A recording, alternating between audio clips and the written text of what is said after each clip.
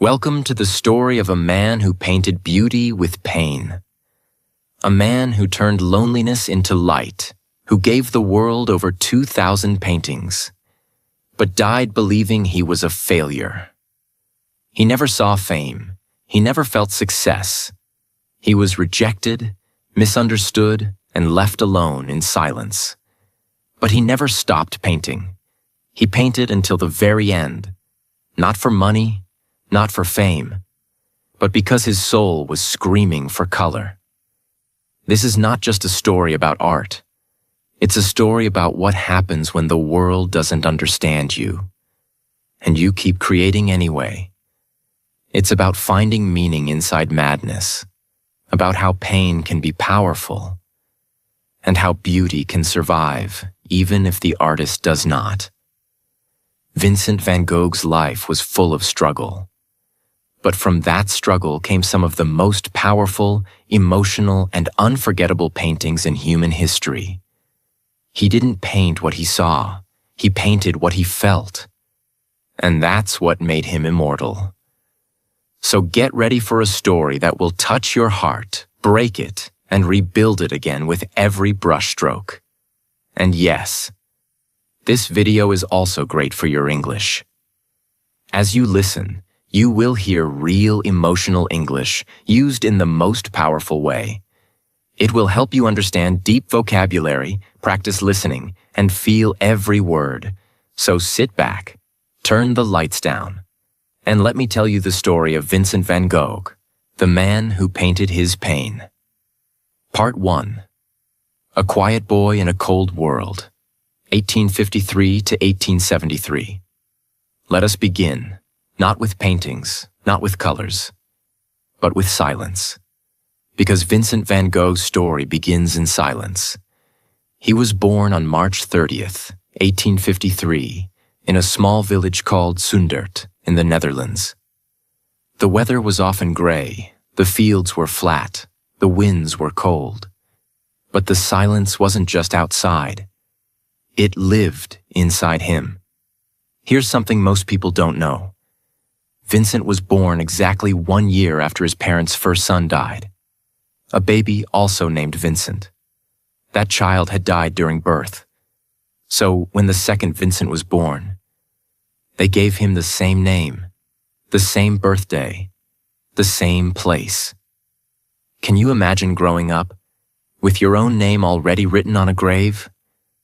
Every time he walked to church, he passed a tombstone with his name on it. It said, Vincent van Gogh, born March 30th, 1852. Died March 30th, 1852. He was born into grief, not joy. He didn't just carry his name. He carried the ghost of a brother he never knew. Vincent's father was a Protestant pastor, strict and cold. His mother was serious, focused, and deeply religious. Vincent was not playful. He was not easy to raise. He was sensitive, quiet, and different. He liked to walk alone in fields. He stared at flowers for hours. He talked more with nature than with people. Other children didn't understand him. Teachers didn't understand him. Even his parents didn't understand him. But he had one light in his life. His younger brother, Theo van Gogh. Theo was kind, gentle, and always listened. He believed in Vincent, even when no one else did. This bond between two brothers would become one of the most important relationships in art history. Without Theo, there would be no Vincent. And that's not a metaphor. That's a fact. But as a child, Vincent didn't dream of being a painter. He didn't believe he was good at anything. At 11, his parents sent him to a boarding school. He hated it. He was bullied. He wrote letters home begging to come back. But his father said, "You must become a man." Vincent obeyed. He always tried to be what others expected. He wanted to please his father. He wanted to be useful. He wanted to matter. But no matter how hard he tried, he always felt like a failure. At 16, Vincent began working for an art dealership called Goupil and Cie. His uncle helped him get the job. He was sent to The Hague, later to London, and then to Paris. For the first time, Vincent touched art every day, but not by painting it. He sold it. And for a short time, he was happy. He walked through the streets of London with a book in his coat pocket. He fell in love with a woman named Ursula, the daughter of his landlady. He dreamed of marrying her. He told her how he felt. She laughed. She said she was already engaged. Vincent's heart shattered. He didn't understand. He thought love would come if you were honest. But the world wasn't fair. The world didn't care. That rejection hit him hard. And it stayed. After that, Vincent's behavior changed. He became serious, strange, obsessed with religion. He stopped caring about selling art. He stopped talking to customers. He began quoting Bible verses at work. Soon he was fired, but he wasn't angry. He thought, maybe this is a sign. So he decided to become a preacher like his father. He went to Belgium and started preaching in coal mines, living with the poor, wearing rags, giving away everything. He wanted to suffer like them. He believed suffering was holy, but even there, he was rejected. The church said he was too extreme, too emotional, too unstable. He was sent away again. Vincent was now 27 years old. He had failed as a son, failed as a salesman, failed as a preacher, failed as a man. No job, no love, no future. But in this moment of complete failure, something new appeared. A voice inside him said, "Then I will be a painter." After being dismissed from the church mission in Belgium, Vincent wandered alone through the gray, cold streets of Borinage, a coal mining region. He had no job, no money, and no direction. But he had one thing left, a deep need to express something that words could no longer carry. He lived among the miners, men with blackened faces, coughing from dust, their hands cracked from work. He saw their wives washing clothes in freezing rivers. He saw children with bare feet and empty stomachs. He shared their food, slept on the floor, and wore the same torn clothes they did. The church called him too extreme, but he wasn't trying to impress anyone anymore. He just wanted to understand suffering, and more than that, to capture it. That's when a thought struck him. If he could not preach with words, maybe he could preach with colors. He began to draw the people he saw, the miners, the mothers, the hungry children, their tired eyes, their hard lives. His drawings were rough, simple, but honest. Every line carried feeling. And for the first time, Vincent felt that he was doing something real, something that came from his heart. He decided, I will become an artist. It was 1880. He was 27 years old. Most artists start young. He was beginning when others gave up. Vincent didn't have money for paint, brushes, or canvas. He used charcoal, pencils, and cheap paper. He taught himself anatomy, perspective, and shading by copying books and studying the Bible. He studied nature, the way light touched the fields, the way shadows moved across faces. He believed that to paint life, you must first live it. His first real mentor was his cousin by marriage, Anton Mauve, a professional painter in The Hague. Mauve helped him learn how to mix oil paints and prepare canvases. Vincent respected him deeply, but his relationship with him also became complicated, just like most relationships in his life. Because Vincent wasn't easy to handle. He was emotional, impatient, and obsessive. He could work for days without eating, then collapse from exhaustion. He wanted every painting to be perfect, not in technique, but in truth. Mauve once told him, "You have talent, Vincent, but you must learn to control your emotions." Vincent replied, "If I control my emotions, there will be no art." That was his truth. During his time in The Hague, Vincent met a woman named Clasina Maria Hornick, known as CN. She was a poor woman. She had been a seamstress, a prostitute, and a single mother of a small daughter. Most people looked down on her, but Vincent saw something different. He saw human pain, and he wanted to protect her. He invited Cyan and her daughter to live with him. He gave them food, a bed, and his care. He painted her many times, sometimes holding her child, sometimes sitting alone, sometimes sewing quietly by the window. For Vincent, it wasn't just love. It was compassion. He wanted to show that even the poorest people deserve dignity and beauty. But society didn't understand. His family was horrified. They said she was a disgrace. His father called the relationship sinful. Even his mentor Mauve stopped speaking to him. Vincent defended Cyan fiercely, but deep inside he was breaking again. After 2 years, the pressure became too heavy. He had no money, no support, and too much emotional weight. He left her. It destroyed him. But he also knew he couldn't help her if he couldn't even help himself. This heartbreak bled into his art. You can see it in his early paintings, filled with dark browns, blacks, and deep grays. They were heavy, sad, but full of truth.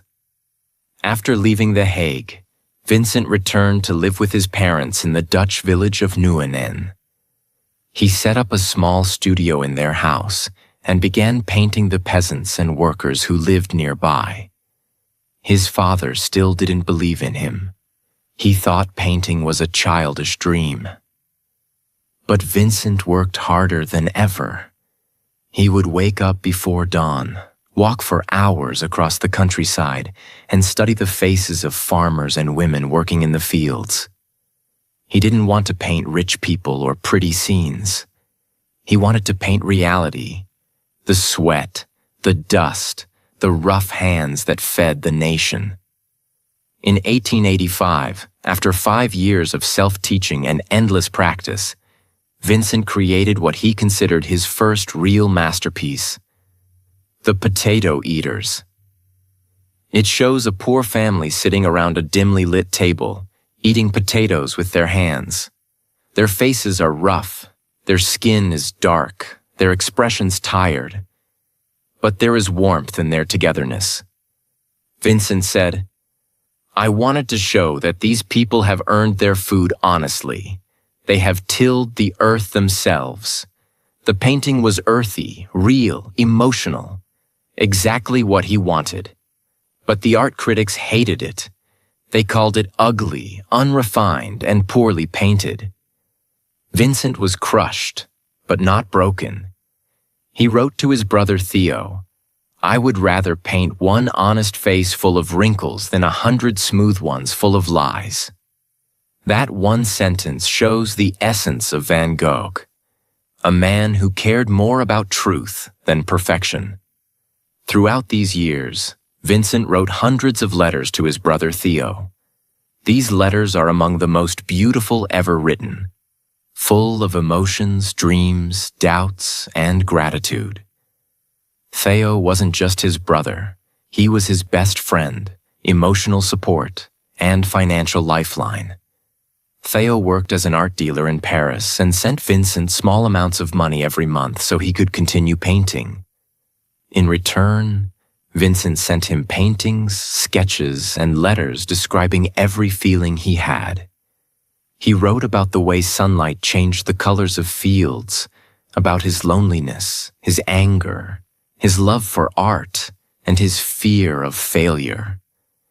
It's because of these letters that today, we know exactly how Van Gogh thought and felt. But life in Nieuwenen wasn't peaceful. Vincent had problems everywhere he went. The villagers didn't like him. They thought he was strange. He often painted women in fields or inside cottages, and people spread rumors about him. His relationship with his father became worse every day. In 1885, tragedy struck. His father died suddenly of a heart attack. Vincent blamed himself.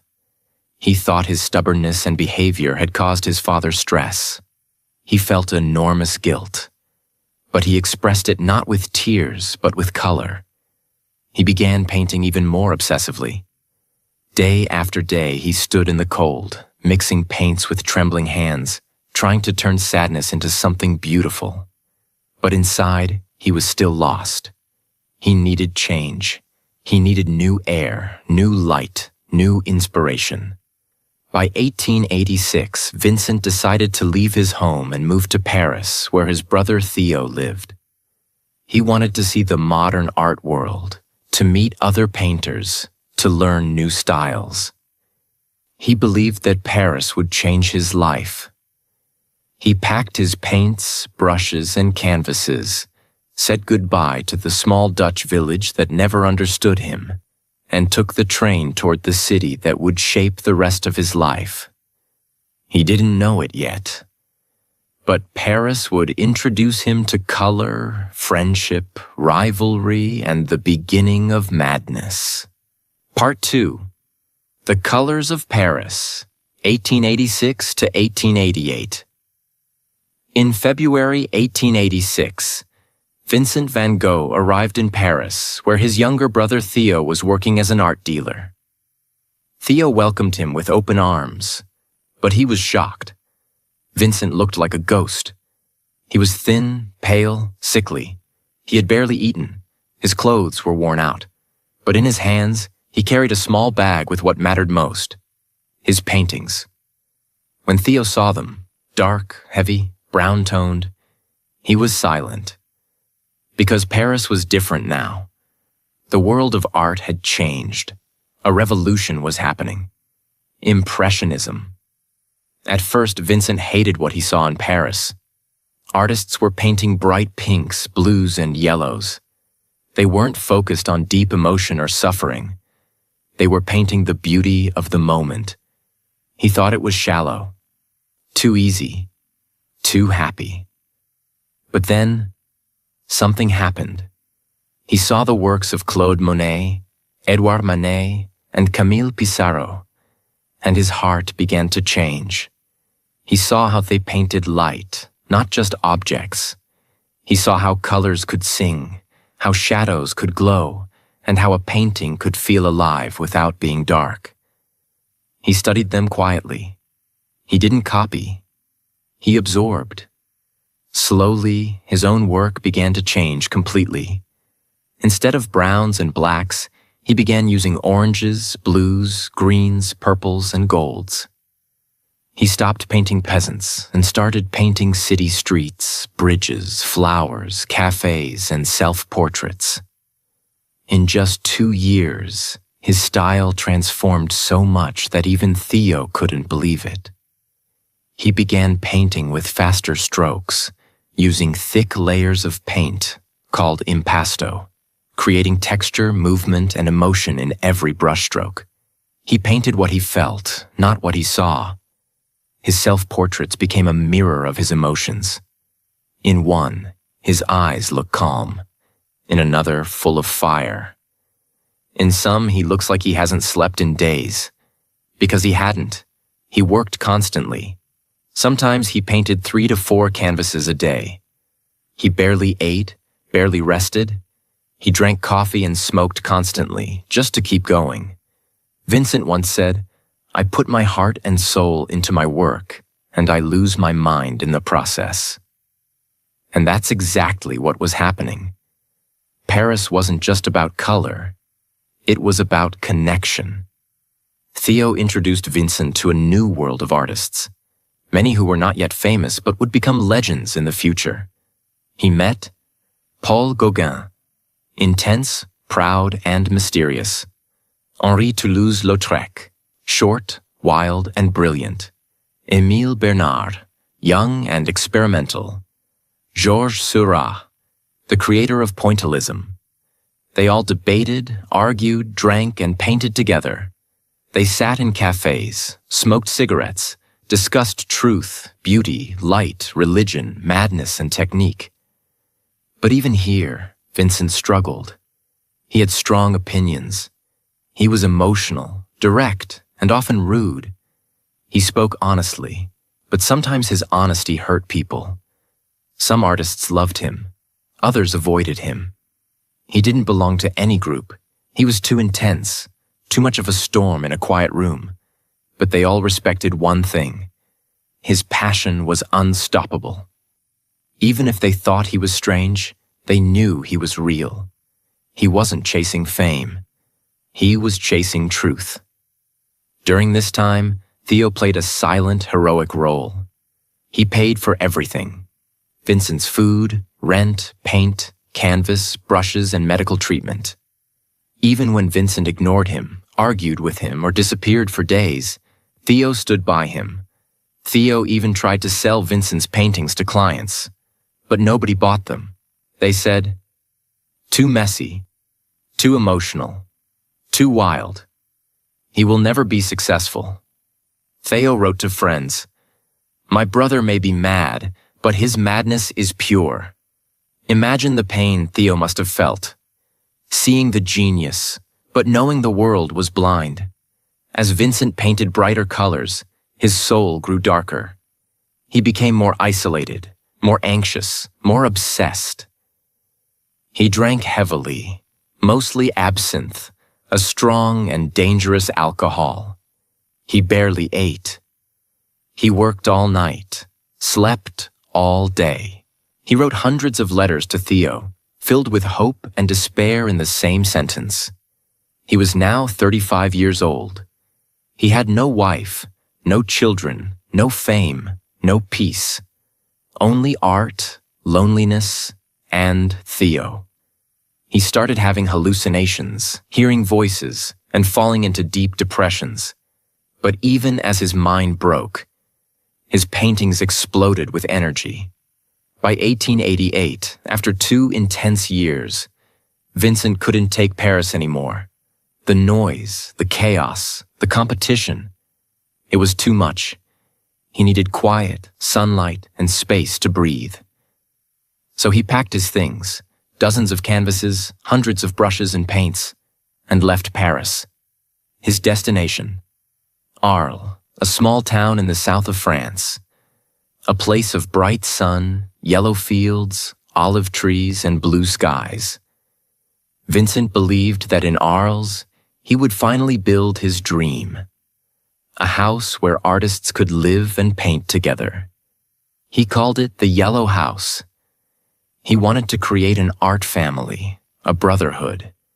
He believed that art was more powerful when shared.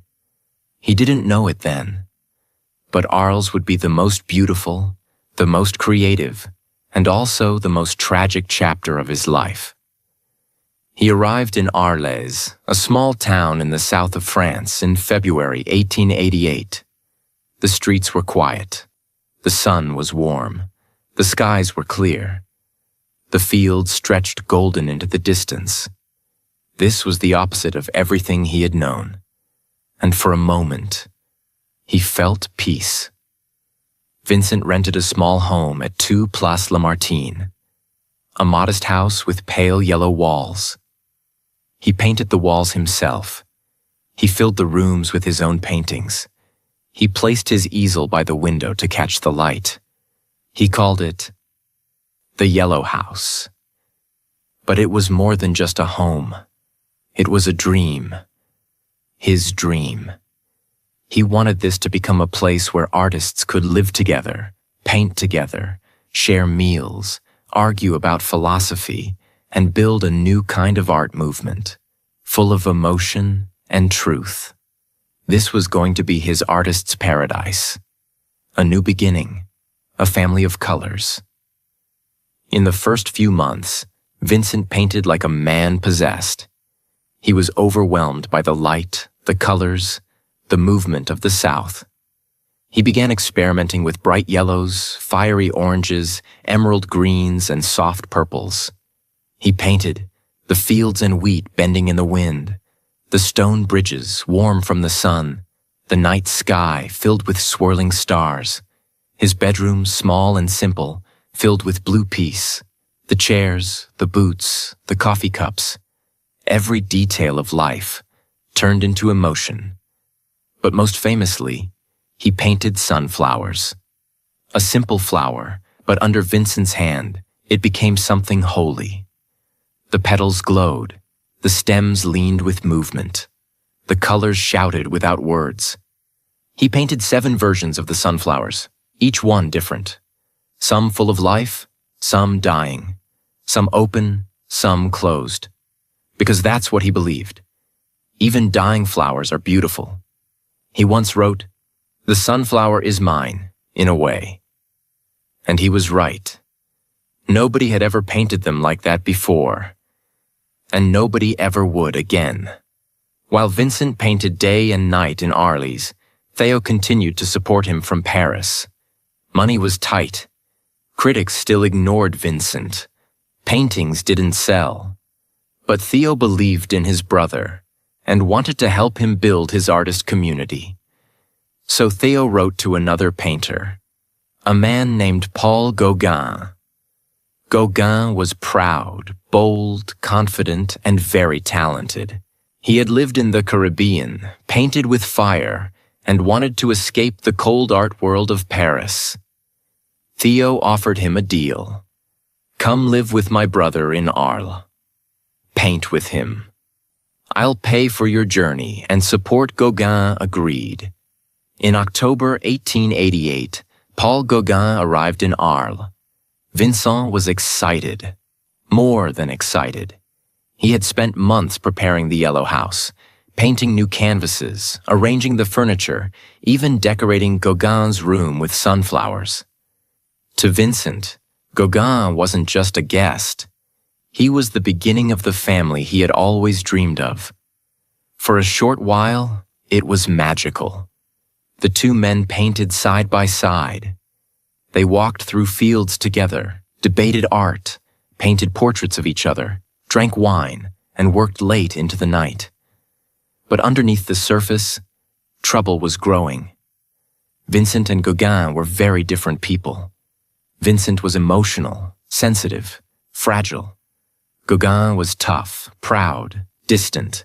Vincent wanted to share ideas. Gauguin wanted to be the leader. Vincent saw painting as a way to show love. Gauguin saw it as a way to show power. Their arguments became louder, their moods darker. Vincent became paranoid. He feared Gauguin would abandon him, like everyone else had. But he also loved Gauguin like a brother. He admired him. He wanted to be understood by him. That mix of love and fear made everything dangerous. On December 23rd, 1888, the storm broke. That night, nobody knows exactly what happened, but the results were unforgettable. Vincent and Gauguin had a violent argument. Some say it was about art. Some say it was about money. Some say it was about love. Even jealousy. Gauguin left the yellow house, walking away into the night. Vincent, heartbroken and alone, collapsed. Then, in a moment of pure emotional and mental breakdown, Vincent took a razor and cut off his own left ear. Not a scratch, not a cut. He sliced off the whole ear. He then wrapped it in cloth, walked down the street to a nearby brothel, and handed it to a woman named Rachel, saying, "Keep this carefully." Then he collapsed from blood loss and shock. He was found the next morning, barely alive, and taken to the hospital. News spread across Arles. The mad painter has mutilated himself. Gauguin left immediately. He never returned. The yellow house, Vincent's dream of community, was shattered. Vincent stayed in the hospital for weeks. He was diagnosed with acute mania with generalized delirium. In today's words, That might mean bipolar disorder, schizophrenia, or severe depression with psychosis. But in 1888, no one truly understood. The town of Arles now feared him. They signed a petition saying he should be locked up. He was no longer the artist. He was the madman. But even in the hospital, he painted. He painted the doctors, the walls, the patients, the gardens. He painted with his bandaged head, trembling hands, and a broken spirit. Because he didn't know how to survive without art. During this period, he wrote some of his most emotional letters to Theo. He apologized. He cried on paper. He begged for forgiveness. He tried to explain the storm in his mind, but even he didn't understand it. He wrote, "I am not mad, or at least not always, but sometimes the darkness is louder than the light." Theo never gave up. He never blamed him. He simply said, "Paint when you can. Rest when you can't. I will be here." That love, pure, unconditional, kept Vincent alive. In January 1889, Vincent was allowed to return home. But it wasn't the same. The yellow house now felt empty, haunted. His neighbors avoided him. Children ran away when he walked by. He tried to paint again, but the silence inside the house was too loud. The dream was dead. The family he imagined had vanished. He knew he couldn't stay.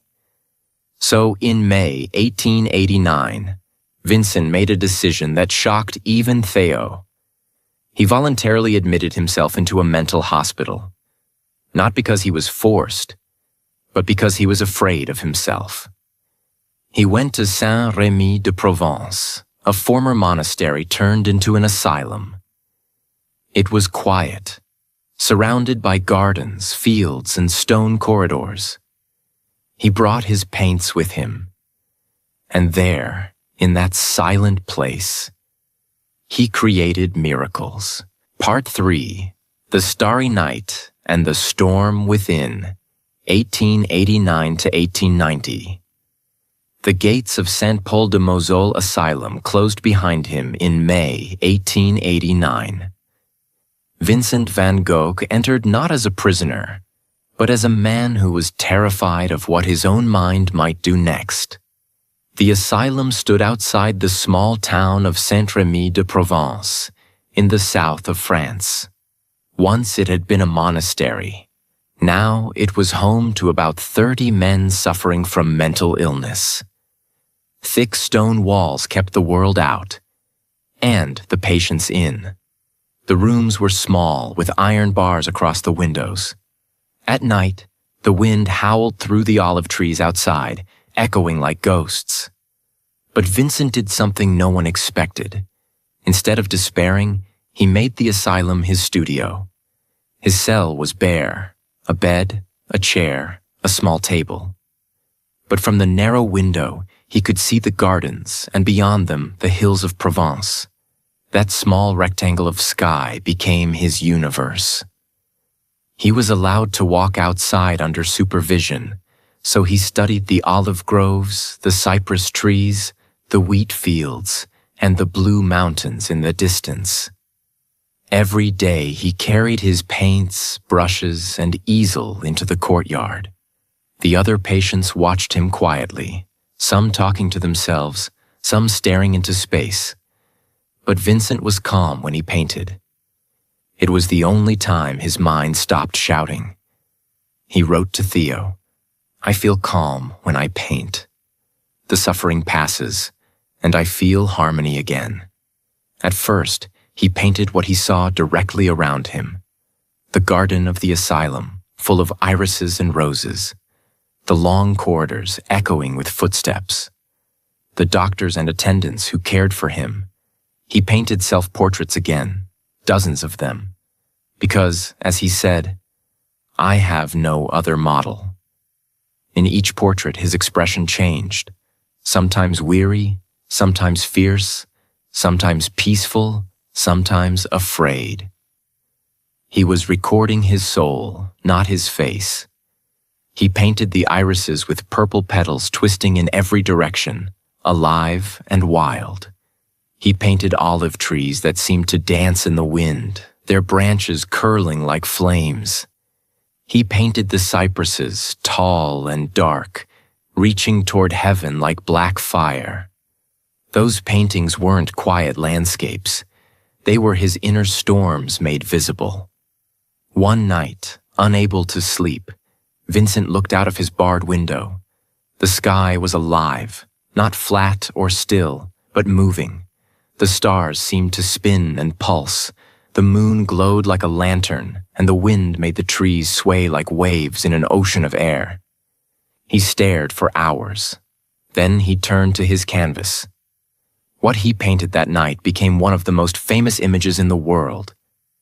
The starry night. It wasn't a realistic sky. It was the sky as Vincent felt it. The energy, the motion, the fire behind the calm. He used thick swirls of blue and white, golden stars bursting like suns, a crescent moon, a dark cypress rising like a question, and below it all, a small, silent village asleep under the cosmic storm. In the painting, the stars seem alive, and the earth seems still. Exactly how Vincent felt inside. His mind was chaos. The world outside was peace. So he reversed them. He wrote to Theo. Why, I ask myself, shouldn't the shining dots of the sky be as accessible as the black dots on the map of France? Just as we take the train to go to Tarascon or Rouen, we take death to go to a star. That one line shows how he thought, not with despair, but with wonder. Even when his life was breaking, he still believed in light. But the peace never lasted. There were days when he couldn't paint at all. He had violent seizures, what doctors called epileptic fits. He would collapse, shake, and wake up confused. Sometimes he tore his own clothes, screamed, or refused to eat.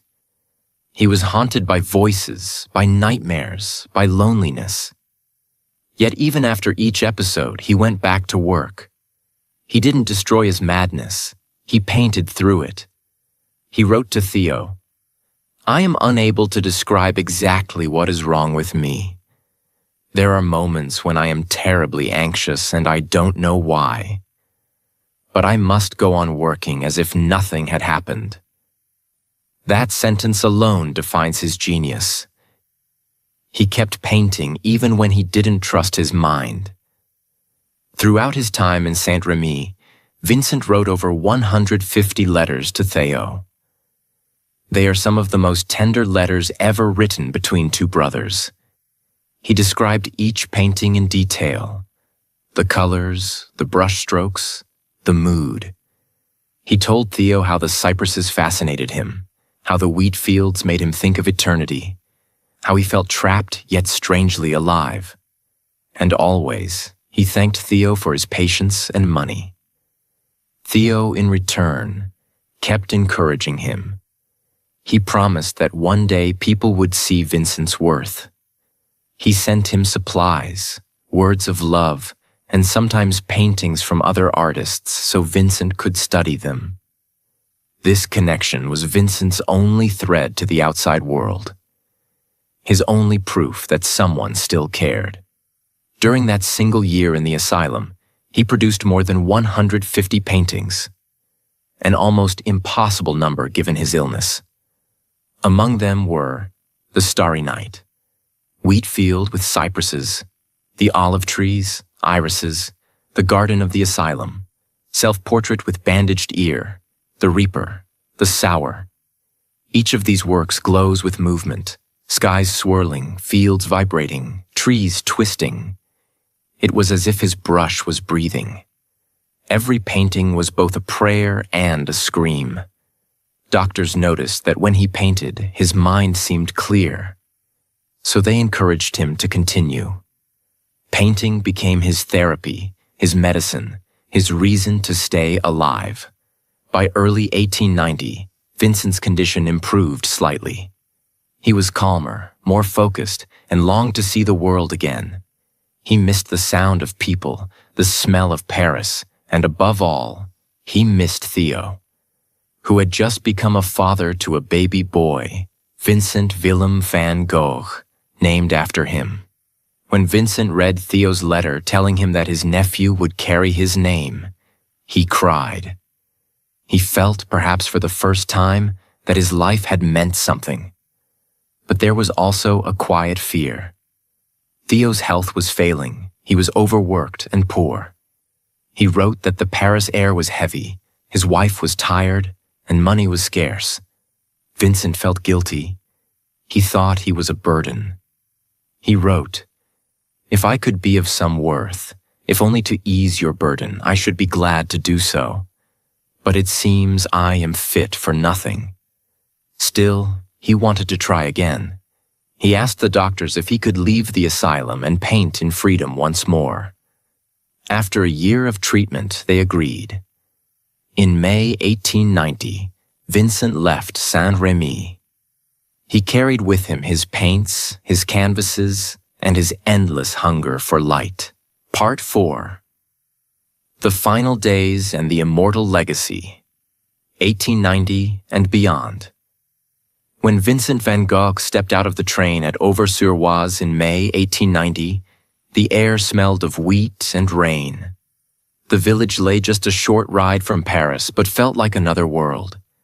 Quiet, green, full of winding lanes and gentle hills. After a year inside the asylum at Saint-Rémy, the wide-open sky felt like freedom itself. He carried only a small bag, a few shirts, sketchbooks, brushes, paints, and canvases. Everything else he owned, every dream, every wound, was inside him. Vincent found a room at Auberge Ravoux, a simple inn run by Arthur Gustave Ravoux and his family. His tiny room was under the roof. One window, a wooden bed, a narrow table, and a chair. It cost him 3.5 francs a day, including meals. He paid with money Theo sent every month. Just across the village lived Dr. Paul Gachet, a physician who treated artists. He was eccentric, with long hair and deep eyes, but he truly cared for painters. Dr. Gachet loved art. His house was filled with paintings and the smell of turpentine. Theo had written ahead, begging him to watch over his brother. When Vincent met Gachet, he liked him immediately. "He is as ill and as nervous as I am," he joked in a letter. "But at least he is a friend." Gachet encouraged him to paint the gardens, the roofs, the wheat fields, anything that calmed his mind. Those last weeks were a storm of creation. In barely 70 days, Vincent produced more than 70 paintings, almost one every day. He painted with fury and peace at the same time, as if racing against something invisible. He painted the church at Auvers, rising like a blue shadow against the sky. Wheat field with crows, where the yellow earth meets a dark, stormy horizon. Portrait of Dr. Gachet, with hands folded and eyes full of melancholy. Thatched cottages, the town hall, the White House at night, and countless fields of wheat bending in the wind. Locals often stopped to watch him work. They saw a man with fiery red hair, straw hat, and a worn blue coat, standing for hours under the sun. Sometimes he muttered to himself. Sometimes he sang. He never seemed tired. He told Dr. Gachet, "I feel calm here. The countryside is very beautiful. I could work here forever." But forever was close. Vincent still wrote letters almost every day to Theo, who was now married and had a baby son, Vincent Willem. He was proud that the child carried his name. But beneath the joy, he felt guilt. He knew Theo's finances were collapsing. Art sales were poor, his health was failing, and he had a wife and child to care for. Vincent wrote, "I risk my life for my work, and my reason has half-foundered in it." And later, "What can I do, my dear brother, except go on? I cannot be other than I am." Theo begged him to rest, but Vincent couldn't. He painted like a man who knew time was short. He told people, "I am trying to do as much as I can before the light fades." Though his letters sounded calmer, his inner world was restless. He was plagued by sudden waves of sadness and fear that no one could explain. Sometimes he spoke normally. Other times, he fell into long silences. He walked through the wheat fields alone for hours, staring at the horizon. To the villagers, he seemed strange but harmless. A quiet man who always painted.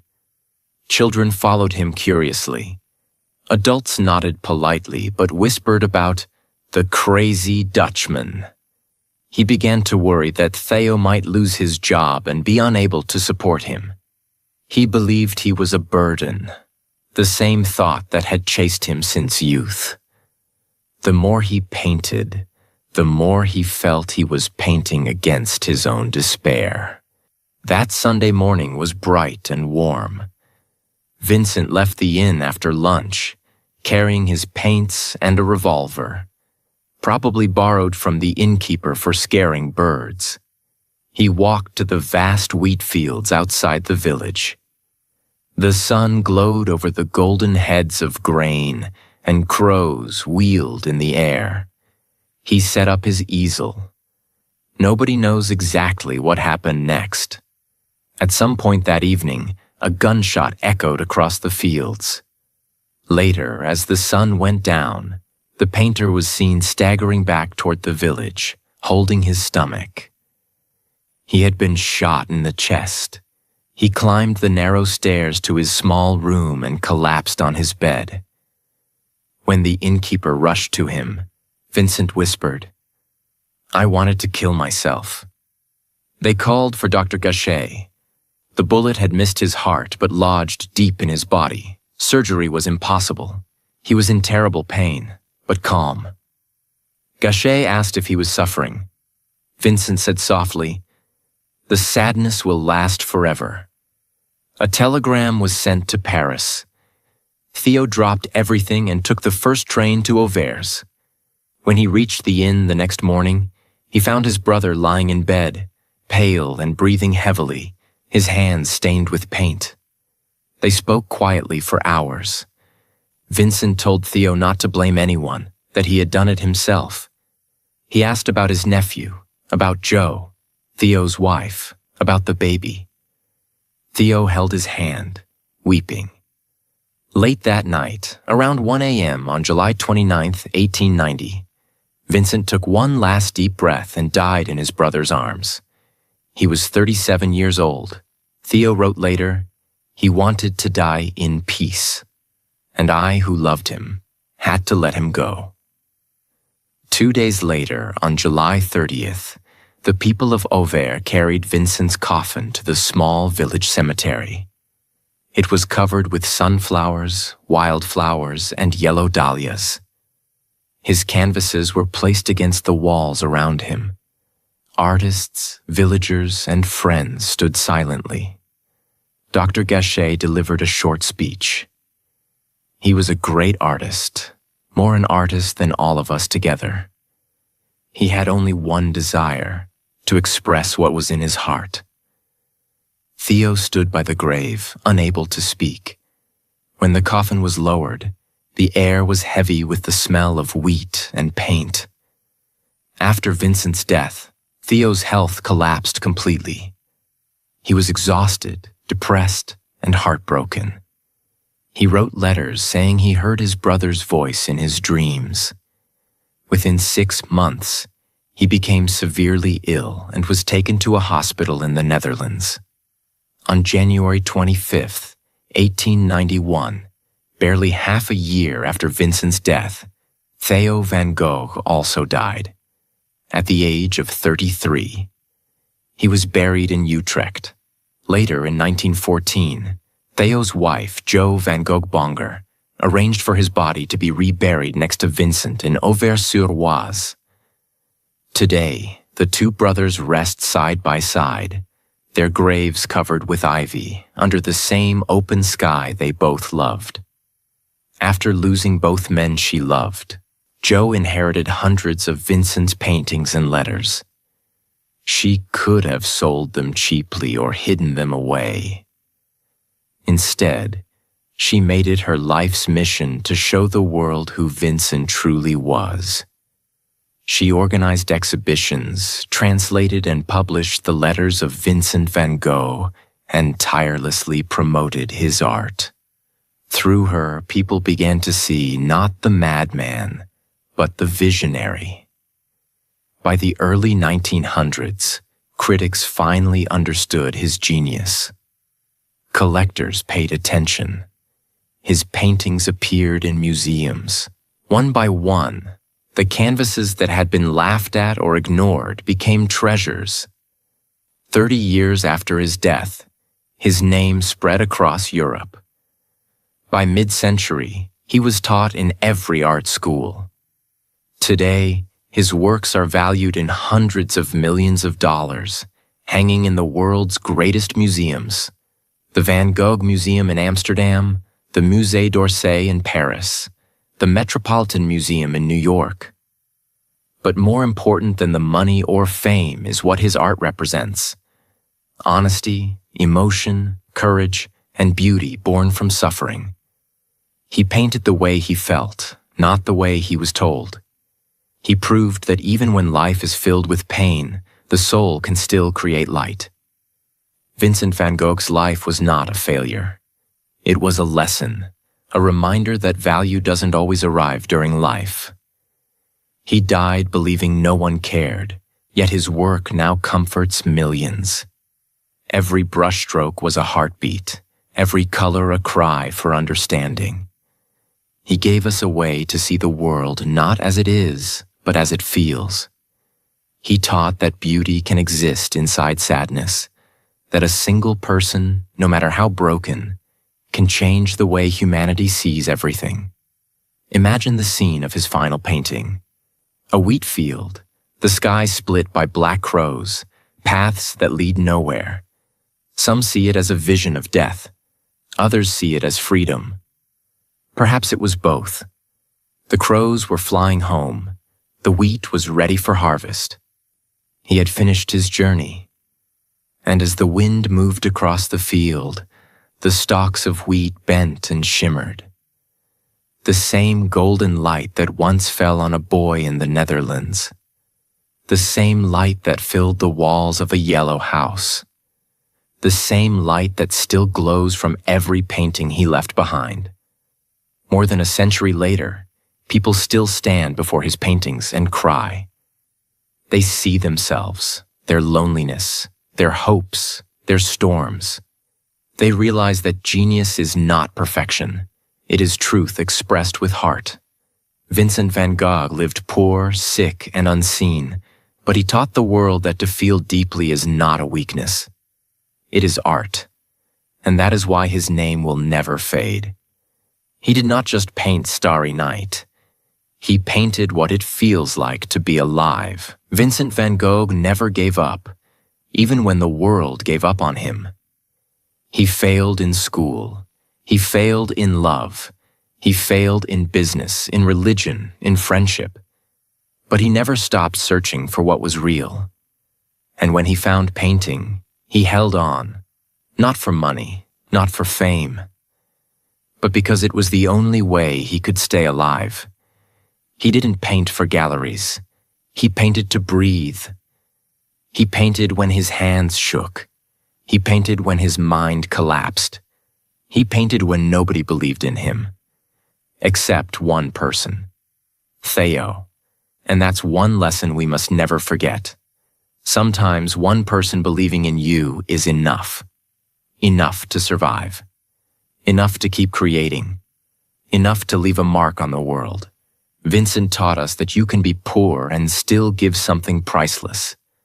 That you can feel broken and still create something whole. That you can die unseen and still become eternal. And most of all, he showed us that you don't have to be perfect to matter. You just have to be honest, honest with your heart, honest with your voice, honest with your pain, because someone, somewhere, one day, will finally understand. If this story touched your heart, if you learned something about art, about pain, or about life itself, then subscribe to this channel. We don't just tell stories, we share truth. We help you learn English with emotion, and we remind you that your story matters too. Thank you for being here. And remember, even in the darkest night, someone is painting stars for you. Subscribe now. Your journey is just beginning.